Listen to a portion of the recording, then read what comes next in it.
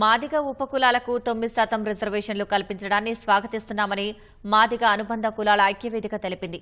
40 ఏళ్ల సుదీర్ఘ పోరాటాన్ని రాష్ట్ర ప్రభుత్వం గుర్తించి ఆకాంక్షను నెరవేర్చే విధంగా ఎస్సీ వర్గీకరణ చేసిన సీఎం రేవంత్ రెడ్డికి మంత్రి దామోదర్ రాజనరసింహ కృతజ్ఞతలు తెలుపుతూ బషీర్బాగ్లోని బాబు జగ్జీవన్ రామ్ విగ్రహం వద్ద వారి చిత్రపటాలకు పాలాభిషేకం చేశారు.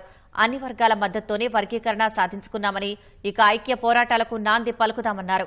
రాజ్యాధికారంతో పాటు అసైన్డ్ భూములు, సప్లాన్ ద్వారా స్వావలంబన సాధించి విద్య, ఉద్యోగ, రాజకీయ, సంక్షేమ రంగాలలో అభివృద్ధి సాధించడానికి అడుగులు వేయాలని మేడి పాపయ్య తెలిపారు.